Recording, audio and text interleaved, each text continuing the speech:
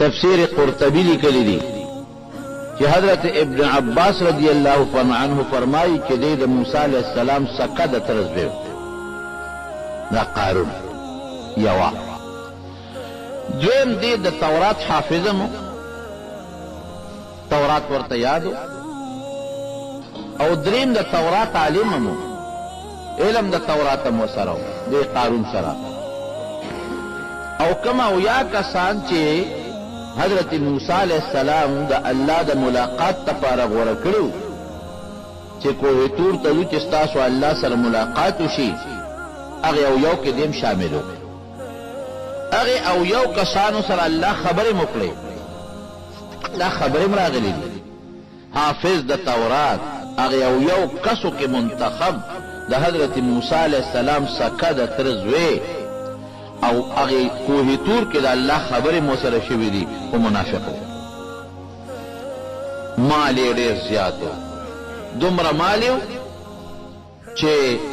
تفسیر روح المانی کے یو لویس عالم دی عطا ابن ابی رباح اغوی وی دا یوسف علیہ السلام یو خزانہ و چھے اغا پزمکا کے خخا کرے و اغا دل پلاس راغلے دیر زیاد مالدار قرآن حکیم کے اللہ تعالیٰ فرمائی دمرا مالیو ان دمرا مال ورکڑیو کہ دا آغا مال چابیانی کی دی ما ان مفاتحہو لتنوء بالعصبت اولی القوہ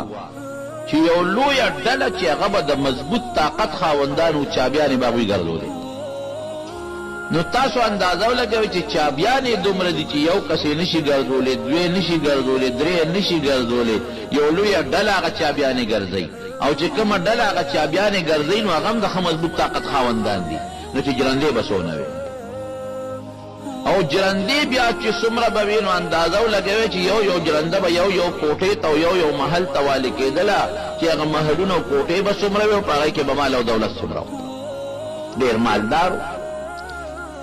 پلارا چی بروانو اعلا قیمتی جامع بے چولے بے قیمتی او اعلا قسم لباس باو در خمو پا عجیبہ انداز بروانو نوکران بت مخ کی رستو نو خلق بوتا پس خیدل یا لیتنا اوتی مستما اوتی قارون افسوس چی دا سے مال زمونگم بھی لگ در قارون چم دے نیکانو خلقو بوی مپس خیگے مپس خیگے دا دنیا مال و دولت تے قارون پا غرور کیا چولے دے مال و دولت دی مال و دولت دا قارون تا گوری فام کوئے چو نپس خیگے حضرت موسیٰ علیہ السلام و تنسیت شروع کرو پی گورا دا مال اللہ در کردے یا وقت بیدن اللہ والی او پتش کفن کے پسپینا جامع کے بگوری اللہ لزے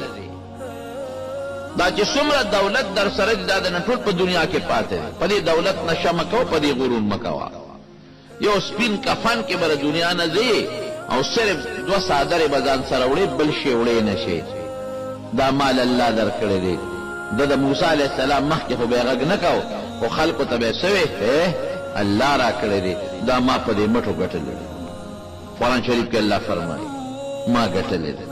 اسم باز خلق چی وطا اللہ رسول ورمخ کے نشپ دون غاوی رئی او دون غالب چی غوی نمارا دا ما گٹلے دے دا ما محنت کردے دے اے دا محنت بچیا دا لاس چادر کردے دے دا عقل او دماغ چادر کردے دے دا روغ وجود او دا خکل سترگی چادر کردے دے او دا خشتا وجود او دا بچی چادر کردے دا خدای نو یرے کیراونی وی قسم نکدے ٹوپک خلاص کی کیراونی وی قسم دے کدی بچی خلاص کی کیراونی وی قسم دے کہ خاندان دے خلاص کی نو دا خلق بوتا لگیو نصیحت بکو دبی دا ما پخپلو مٹو گٹلے دے دا ما گٹلے دے او کبر بے کو غرور بے کو زان پسی بے خپیر آخ کلی زان پسی بے سپلیر آخ کلی او مسلمانی دا نظر نسن رات وی راش ایر دا سکوما دا موسیٰ علیہ السلام کو لگیا دی ما تا نصیحت کئی او ما بدنامی پا خلق جری صدقہ و خیرات نکی او درے گا چلی یو کوٹے لگون دے رچا کم نو یو خضر پیسے ورکو او اگر دیتا جوڑ اکلا چی موسیٰ علیہ السلام کلا تقریر کئی او تقریر لپاسی نو تبا پہ الزامو لگے نو چی پا پیغمبر الزامو لگی تو برباد شو چی کم سڑی نیکی خلق لدعوت ورکی او پا غری دا بدو الزامو لگو خواهی تباہ کر دا هغه خبره خو بیا څوک نه مني، بیا خلک وایي ښه کیس او ویس. خو کوم سړی بل له دعوت ورکوي، داعي دی او خپله جامه پاکه ساتي، جامه کې چې لږ شیرینوالی هم دی نو خلک پې بیا اعتماد نه کوي، خلک وایي مړه ویس ته کیس داسې څه وی دا ټول ګپ شپ کې او دروغ وی. نو موسی علیه السلام یې رچکاو، نو دې ښځې ولمسولو پیسې وله ورکړې. نو موسی علیه السلام یو ځل بني اسرائیلو کې ولاړ دی او تقریر کوي. دا ښځه پاڅېده، بیا کېناسته، بیا پاڅېده، بیا کېناسته، بیا پاڅېده، بیا کېناسته. بس حضرت موسی علیه السلام پیش شو. چا پکې اواز هم ورکړه شیطانانو سله پاسې وایه که نه څه چې دا خبره وکړي. الله اوس هغه خوله بندوله او د موسی علیه السلام روب پرې راته. بس چې خبره یې د خولې نه شروع کړه، موسی علیه السلام ورته ویې ښه چپ صبر وکړه. لاړ او 2 رکعاته نفل وکړه حضرت موسی علیه السلام، الله ته توجه ورکړه. او چې 2 رکعاته نفل وکړه او بیا راغلی مجلس ته او د الله نه سوال وکړه، وایي پروردګاره که زه په حق یم اوس زما مدد وکړي. چې ودرېد هغه ښځې ته یې ویې ای ښځې پاسه ودرېږه ودرېده. وایي ستا دې په هغه ذات قسم وي چې د اسمانونه پیدا کړي دي او د ځمکې پیدا کړي دي او موت یې پیدا کړي یو، وایه رښتیا خبره کوه. بس ښځه په رپېدو شو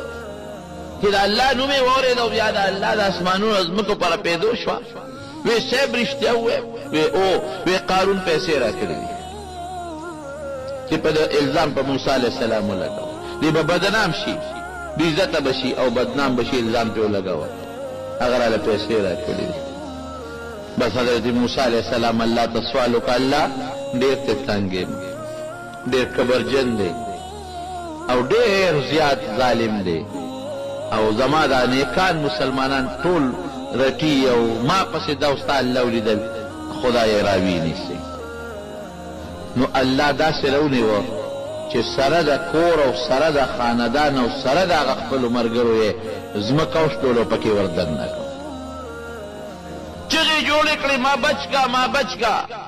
اے موسی ما معاف کا. الله موسی علیه السلام مکې ته وی راکاږه، نور یې راخ کړ. بیا چغې وی راکاږه، نور یې راخ کړ. بیا چغې وی راکاږه نورم. نو په دا ځمکه کې ورغیب شو. نو نبی علیہ السلام مبارک په یو حدیث کې راځي، هغې خو نوم نه دی اخیستی او غالبا هم دې ته مراد دی چې دقسې یو کبرجن سړی ځمکې راښکلی دی او په دې پونده تاویږي او ورو ورو لاندې ځي. دا د ده دپاره سزا شوه. یو روایت کې مې لیدلی یو خبر کې چې رب العالمین حضرت موسی علیه السلام ته وفرمایل چې ډېرې چغې درته ووایې نو تاړو رحم پرې ونه کړ. وی الله په مې الزام لګولی، که دا تا زما مدد نه وې کړی خو زما جامه خو پلیته شوې وه بیا به مې څه کول.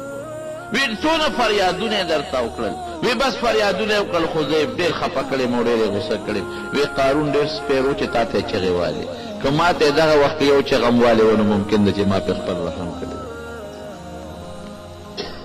دا د دې ظالم او نور منافقان ورسره ملګري وو، خاندان ورسره ملګري وو. دا د بني اسرائیلو بل ظلم.